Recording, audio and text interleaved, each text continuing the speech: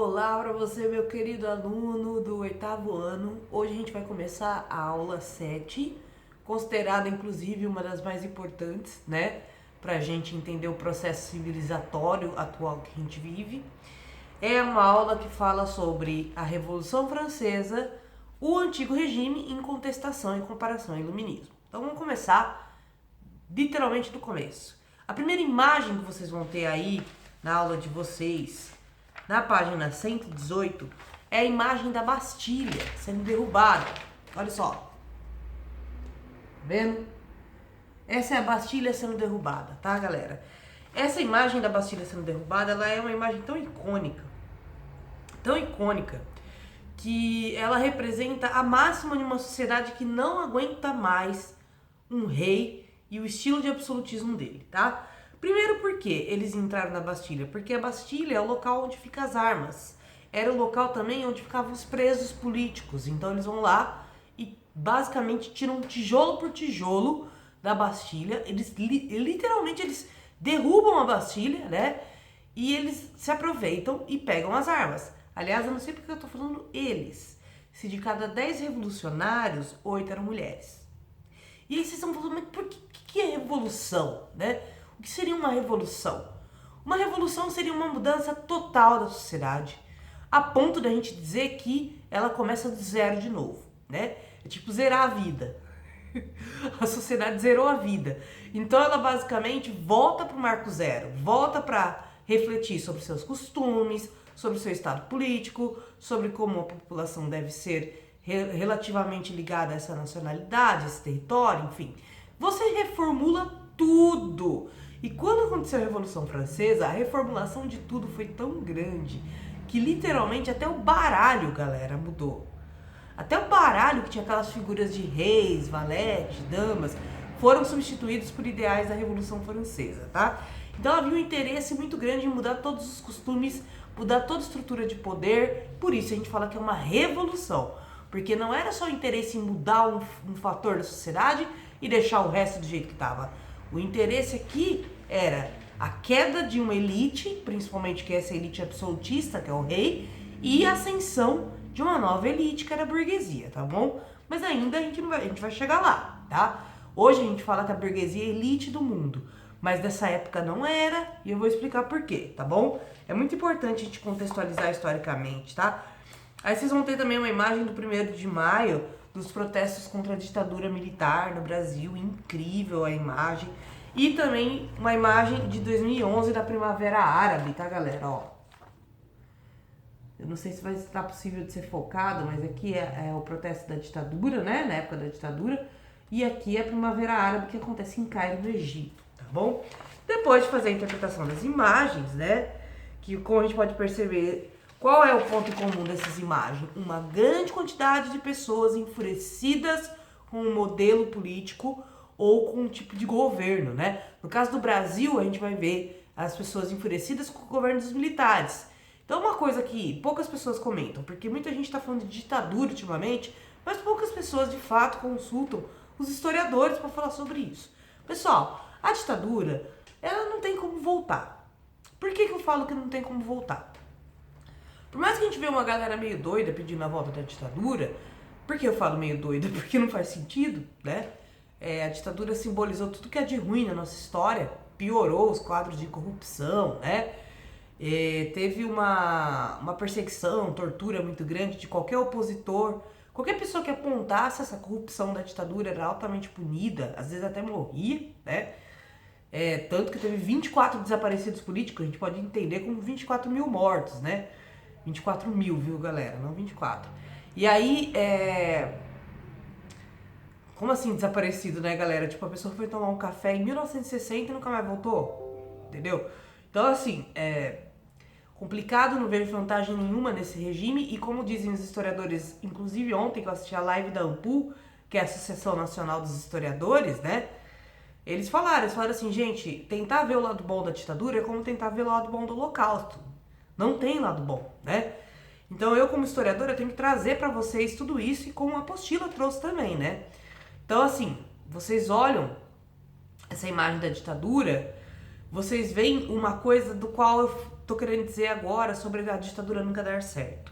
Por quê? Eu não consigo entender como as pessoas querem voltar para aquele estado de coisas, sendo que o estado de coisas que estava daquele jeito, logo que começou, porque em 1968 são 4 anos apenas após começar a ditadura militar, simplesmente, galera, a sociedade já saiu protestando contra, até que chegou no limite dessa situação, né? Então, assim, uma coisa que a gente aprende com essas manifestações, com esses protestos, é que a sociedade civil controla o Estado e não o contrário, né? Não é o Estado que está controlando a gente, mas é muito mais as nossas ações perante esse Estado que realmente demonstram se esse controle do Estado é forte ou não, né? E aqui a gente tinha reis absolutistas, reis que centralizavam o poder em torno de si, né? E que centralizavam tanto que sequer eram julgados por seus crimes, podiam abertamente perseguir as pessoas e tinham prendido muitas pessoas que eram oposição àquele tipo de governo, né, galera? O que expressa que não havia nenhuma liberdade de expressão no regime absolutista, pois se você se manifestasse contra o rei, você automaticamente era preso, isso se você não era executado, né? Então, diante desses fatos, a grande preocupação dos iluministas era justamente fazer o caminho oposto que o rei estava fazendo. Enquanto o rei emburrecia a população para poder usar a burrice da população a seu favor, e quando eu digo isso, é tipo, literalmente, galera, havia um movimento para tornar as pessoas ignorantes da sua própria condição, né, para elas poderem abraçar as ideias do rei. Os iluministas fizeram o caminho oposto, que eles vieram e falaram assim, então, se o rei está emburrecendo a população, a gente vai trazer debates políticos para a população, debates científicos, a gente vai emancipar o ser humano cientificamente. Então, assim, as pessoas passam a ter mais noção da sua condição humana e elas passam também a perceber o nível de barbárie que rodeia elas. Isso é muito importante, tá, galera? Geralmente a gente não percebe a barbárie que nos rodeia. Vou dar um exemplo bem básico. Eu, por exemplo, antes de eu estudar feminismo, eu não fazia ideia da barbárie que eu sofria por ser mulher, entendeu? Então, é uma coisa muito louca o ser humano, cara. A gente não percebe a violência que a gente sofre se a gente não se torna consciente dela.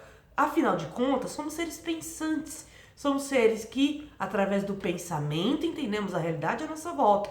Então, o iluminismo traz essa ideia de volta, né? Da gente ser seres pensantes, que através do pensamento a gente vai compreender todas as estruturas políticas, sociais. Então, eles vão causar grandes debates políticos, eles vão fazer a primeira enciclopédia da história. O que é uma enciclopédia? É um compilado de conhecimento científico, né? Que hoje, inclusive, a gente tem até na internet, né? O que é bem interessante, que é a Wikipedia. E, inclusive, galera, vale a pena pesquisar alguns artigos históricos no Wikipedia. Por quê? Há uma quantidade de grupos de historiadores, principalmente de universidades públicas, né? Que ficam cuidando dos artigos históricos do Wikipedia. Então, toda vez que vocês forem pesquisar alguma coisa sobre história, independente da matéria que vale a pena vocês usarem o Wikipedia como referência, pelo menos para a história, porque ele está sendo muito abastecido pelos historiadores, tá? Informação. Então, olha só. Como que era a sociedade francesa? Primeiro a gente tinha que entender a estrutura social para poder criticar, né? Então, vamos lá. Vamos falar um pouquinho de desigualdade? Vamos, né? Então, a sociedade francesa era dividida em 3 estados. Se vocês assistiram Jogos Vorazes, saibam que a ideia de estado dos Jogos Vorazes, ela bebe da fonte dessa ideia aí da sociedade francesa, da Revolução Francesa. Aliás, Jogos Vorazes faz várias referências à Revolução Francesa, que eu acho interessantíssimo, inclusive, tá? Então, continuando, meus queridos, inclusive assistam, né? Se não assistiu, assistam Jogos Vorazes, leiam, é muito bom. Sempre bom ler, né, galera? Eu comecei, quando era adolescente, lendo muita literatura. Depois, só que eu fui fazer faculdade de História, que eu comecei a ter hábito de ler livro acadêmico, de filosofia. Mas eu comecei pela literatura. E é um ótimo começo, né? Principalmente para quem tem muita imaginação, muita criatividade, né? E para quem não tem também, porque ajuda um pouco. Pessoal, então vamos lá. O primeiro estado pertencia ao rei e à igreja. Essas duas entidades, eles eram considerados os mais privilegiados da sociedade inteira francesa. Eram cerca de 0,5% da população francesa, esse estado. Era isso que ele representava num contingente populacional. Dos 100% da população, eles eram 0,5%. Ou seja, eles não conseguiam chegar nem a ser 1%, né, dessa população, mas detinham todo o poder sobre a população toda. Então, era a galera que recolhia os impostos, era a galera que controlava as leis, a criação de leis, era a galera, inclusive, que controlava a vida, uma vez que eles podiam decidir se você ia viver ou não, né? E quando eu digo decidir se você ia viver ou não, é em vários sentidos, não é só no sentido pena de morte, que era uma coisa comum. Inclusive, a gente vai debater pena de morte conforme a gente for evoluindo a discussão sobre o iluminismo, porque os iluministas são completamente contra, exceto um momento revolucionário, tá? Então, assim, continuando. Pena de morte era uma coisa muito comum, né? Enforcamento, que é uma morte horrível. Horrível. Gente, eu não quero entrar em detalhes, mas o enforcamento era uma morte que era uma espécie de tortura ao mesmo tempo. Por quê? Porque quando você enforca alguém, você quebra a coluna da pessoa primeiro. Então a pessoa vai sentir aquela dor dilacerante da coluna quebrada, por causa do corpo suspenso na corda, né? E a corda apertando o pescoço. Depois só que você quebrar a coluna, você vai começar a ser sufocado, né? Então assim, é uma morte lenta, horrível, horrível. E que era altamente praticada em todas as sociedades. No Brasil era mais comum eles fazerem isso com escravizados, né? Aqui na França, nesse caso, são os trabalhadores e a burguesia que sofriam mais esse tipo de ataque, tá? Então, continuando, o primeiro estado, ele tinha a igreja e o rei. Ambos não pagavam impostos, mas davam muito gasto. Voltando nos Jogos Vorazes. Nos Jogos Vorazes tem uma cena que a personagem principal entra numa festa do distrito, que seria tipo esse primeiro estado da França, né? E aí, que eles chamam de distrito, né, nos Jogos Vorazes, mas seria tipo o primeiro estado, né? E aí ela entra na festa e ela fica embasbacada com a quantidade de comida que tinha na festa, com a quantidade de fartura, né? E aí, tanto que ela começa a comer, e aí ela para de comer, né? E aí um cara que tava na festa, que é um desses caras do primeiro estado, vamos dizer assim, né? Seria tipo um dos maiores membros aí da sociedade, vira pra ela e fala assim, você tá cansada de comer? Tem esse líquidozinho aqui que você toma e você vomita. O que isso significa? Você vomita para você comer mais. Enquanto, e aí ela reflete, né? Enquanto a maioria das pessoas não tinham nem o que comer. Lá naquele local que ela tava, era tão rico e tão desigual, né? A comparação com o local de onde ela veio, que o pessoal literalmente vomitava para conseguir continuar comendo, enquanto, né, em comparação com a maioria das pessoas, não tinham nem o que comer, estavam se degladiando, né? Isso parece uma grande fantasia, mas é real. As festas que aconteciam dentro dos palácios da nobreza e do rei eram festas que, segundo os historiadores, tinha mais de 300 bolos. Mais de 300 bolos, gente. Vocês já pararam pra pensar que às vezes um bolo, quem vai pra festa de primo, de família, sabe, dá pra 40 pessoas? Imagina mais de 300, né? Então era literalmente esse clima aí de ostentação pura, né? Isso graças ao fato de que eles tinham grandes privilégios políticos e financeiros. Então, enquanto a população pagava o imposto, eles não pagavam. Enquanto a população não via o retorno do imposto, eles ficavam com o imposto. Então, o imposto era para manter a monarquia, cara. Olha que loucura. Não é que nem hoje que você paga o imposto para voltar em forma de saúde pública, educação pública. Mas era um imposto que ficava retido na mão do monarca, né? Apesar que hoje também tá bem complicado, né, galera? O maior gasto do governo é propaganda. A gente adoraria dizer que é educação, que é saúde, mas é propaganda. A gente paga imposto pra ter propaganda aí do Bolsonaro. Não é só o Bolsonaro, tá, galera? Desde a época do Fernando Henrique Cardoso, uma das coisas que o governo mais gasta é com propaganda, tá? Vocês veem, desde os anos 90 isso. E aí a gente vai ter o segundo estado, que é a nobreza, os antigos senhores feudais, que ficaram enfraquecidos daquele processo do fim do feudalismo, né? E passaram a simplesmente se atrelar ao rei, se aproximar do rei.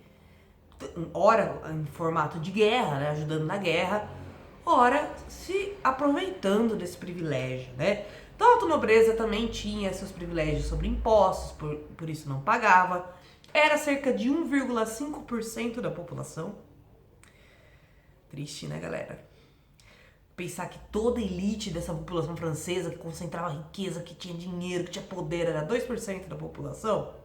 É óbvio que uma hora isso vai dar errado, né? Mas vamos continuar. Olha só, o segundo estado tinha foro privilegiado. O que isso significa? Significa que se eles cometessem um crime, eles seriam julgados só depois que eles saíssem do poder. Como o poder era vitalício, ninguém era julgado, né? Resultado, as leis só funcionavam para punir o terceiro estado, que era a população. O clero, o rei e a nobreza, que era o primeiro e segundo estado, eles não eram julgados, eles podiam fazer a barbárie que eles quisessem, sabe? E aí essa aristocracia, que ora estava do lado do rei, ora não, ela também às vezes defendia um parlamentarismo, né? Para poder ter um pouco mais de descentralização de poder. Não é à toa que no processo da Revolução Francesa, essa nobreza vai se dissolver. E ela vai se dissolver no nível de se aproximar dos interesses da nova elite, tá? Isso é muito importante de ser dito. É uma galera que não saiu do poder, né? Eles só literalmente foram substituídos. Mas muitos nobres perderam a cabeça durante a Revolução Francesa, né? A população estava com muita raiva do primeiro estado e do segundo estado. E aí vem o terceiro estado, que é 98% da população. Ou seja, é literalmente a imensa maioria da população. Que são trabalhadores, comerciantes, que eram os burgueses. A gente chama de burguês quem era comerciante nessa época. Diferente de hoje, que seria uma pessoa que detém os meios de produção, né? Hoje não. Burguês é... Hoje não, desculpa, gente. Nessa época não. O burguês era a pessoa que detinha simplesmente, né? Um pequeno comércio ou uma pequena casa de ofício, né? Onde haviam vários empregados, mas que ao mesmo tempo não era tão desmantelado que nem hoje, né? Como, por exemplo, o que a gente considera burguês hoje é o dono do Itaú, né? É o dono da Coca-Cola. Então, em comparação, nem se compara em níveis de diferença esse burguês aí francês e o burguês de hoje, tá? Mas só pra vocês terem uma ideia, quem que era burguês? Eram mulheres que trabalhavam no mercado do peixe, né? Aquelas mulheres que carregavam aquelas caixas de peixe pesada, né? Tinha uns bração assim forte, né? Era o padeiro. O burguês era o advogado, que era um profissional liberal. O que é um profissional liberal? É um profissional que ele não tem patrão, né? Ele é contratado, então ele vai lá e presta serviço, ele não precisa ter um chefe, né?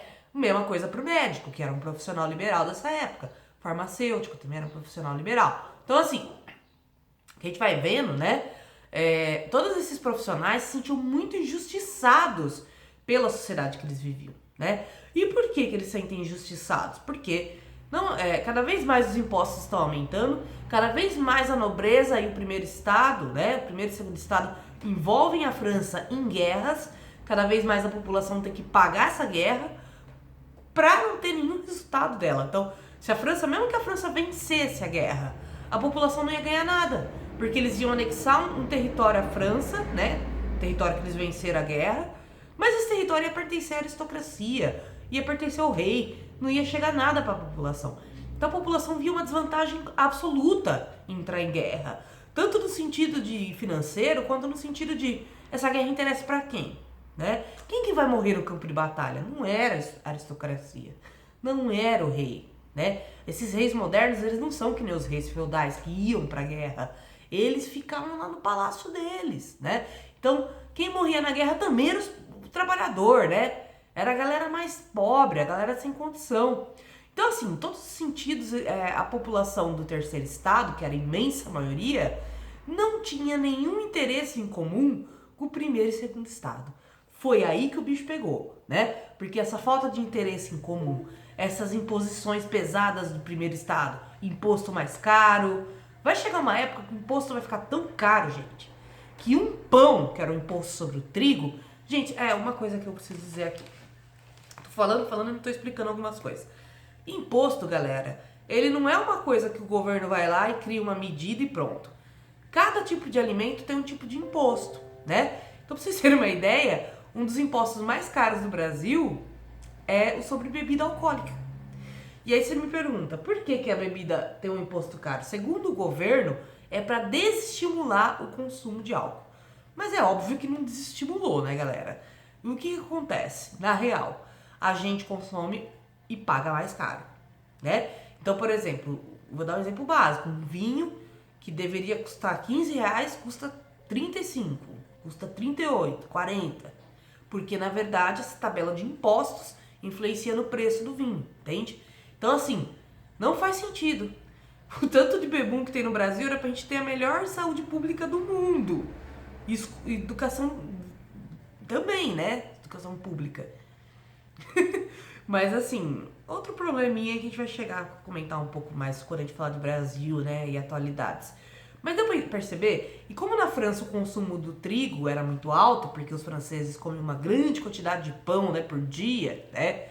Eu acho que tem uma raizinha lá na França, porque eu também, se deixar, eu como pão o dia inteiro, cara. Eles literalmente comem pão o dia inteiro e o pão francês não é igual ao nosso, tá? É um pão bem maior. Ele dá muito. Parece mais. Ele é mais próximo do que a gente chama aqui no Brasil de pão italiano, né? Então, assim, esse pão francês vai ter uma época que ele vai estar custando um salário. Um pão vai estar custando um salário. Por quê? Além de toda essa desigualdade social que eu acabei de falar, teve uma catástrofe natural na época da Revolução Francesa que acabou com as colheitas de trigo e colocou o preço do trigo lá em cima. Em vez do governo fazer um estoque para caso isso acontecesse, pois era muito comum um desastre natural influenciar nas colheitas, o governo ficou gastando com essas festanças que ele dava com a aristocracia. Resultado, vai vir um dos invernos mais rigorosos da história da França no século XVIII. Em 1979... Tá difícil hoje. Em 1789. Lá em 1789, teve uma explosão vulcânica de grandes assim precedentes que influenciou no clima da Terra, pois criou uma camada de fumaça vulcânica que fez o Sol não conseguir penetrar totalmente na Terra, né? Os raios solares. Resultado, o inverno da França ele avançou, né? Ele foi muito além do que estava previsto. A colheita não começou quando deveria ter sido começada. As pessoas começaram a passar fome, pois não tinha comida estocada. E aí o pão vai passar a custar um salário. E aí vira o caos a França. Vira o caos. Porque esse desastre aí natural influenciou numa questão social. Só que não teria influenciado se a sociedade não fosse tão desigual, né? Se a sociedade fosse um pouco mais igualitária, se não houvesse tanta diferença social, né? De 98% de pessoas viverem à margem, pagando impostos e sustentando 1% que custava mais caro que esses 98% para se sustentar, né? Isso que vai causar realmente a Revolução Francesa. Mas é importante dizer que sim, teve um evento da natureza que criou uma tensão muito grande na França, tá bom? Então, meus queridos, aqui nessa página 122 vai ter uma iconografia do segundo estado e do primeiro estado literalmente montada em cima do terceiro estado, que é a população, tá? E era bem isso mesmo, era sustentado por essa população pobre. Porque, gente, às vezes a gente acha que o pobre não sustenta nada, mas a pobreza sustenta a riqueza de uns, né? Então, a população não conseguia enriquecer, principalmente a burguesia aí, que tinha mais potencial de enriquecimento, por conta desse controle econômico dessas elites, dessas aristocracias, do rei, da igreja, né? Então, literalmente, eles se sustentavam na base da pobreza ou do empobrecimento dessa população, tá? E aí, se eu fosse uma burguesa que tinha um meio de produção grande e eu tinha grana, às vezes eu tinha mais grana que uma pessoa da aristocracia. Se eu tinha mais grana que uma pessoa da aristocracia, em termos sociais eu não devia ter mais privilégio, né? Já que a sociedade é baseada desse jeito. Não era o que ocorria nessa época. Você podia ter a grana que fosse. Se você não fosse da aristocracia, você era obrigado a comer com os criados. Era assim que eles chamavam os empregados, né? Porque muitas vezes eram pessoas muito pobrinhas, foram meio que adotadas e acabaram se tornando os criados da casa, né? Que ficavam ocupados com a limpeza, com esse tipo de manutenção. que acontece? Mesmo que eu casasse com uma mulher da aristocracia ou com um homem, eu ia ser tratada ainda assim como uma pessoa do terceiro estado. Eu era obrigada a não poder literalmente comer do lado da pessoa que eu tô casada. Eu tinha que sair e comer lá com os criados.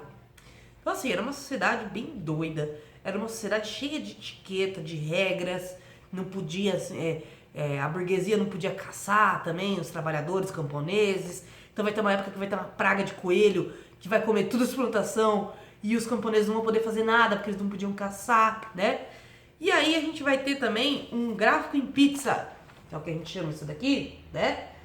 Falando sobre as despesas, né, da França nessa época. Então olha só, os serviços da dívida de juros, eles contavam 50%. As despesas civis eram 23%. As despesas militares e diplomáticas eram 27%. Ou seja, o menor investimento que tinha na França era na população civil, que era no povo. O maior investimento dos impostos era em juros, ou seja, surrupiando, né? Fazendo aquele surrupiadinha de leves, e em despesas militares para a guerra. Resultado, as receitas do Estado, né? Eram 73% coletadas em forma de impostos, o dinheiro era coletado em forma de impostos. Outra eram receitas diversas e 2% com uma loteria, né, galera? Porque sempre tem que ter a loteria. Num lugar de desigualdade muito grande, a possibilidade de você enriquecer do dia pra noite é muito sedutora, né? É uma coisa meio sedutora. Tanto que a loteria existe até hoje, né, galera? E com o mesmo propósito, né? Com a mesma proposta. Então é isso, meus queridos. Vocês vão fazer atividade 1 pra mim, tá?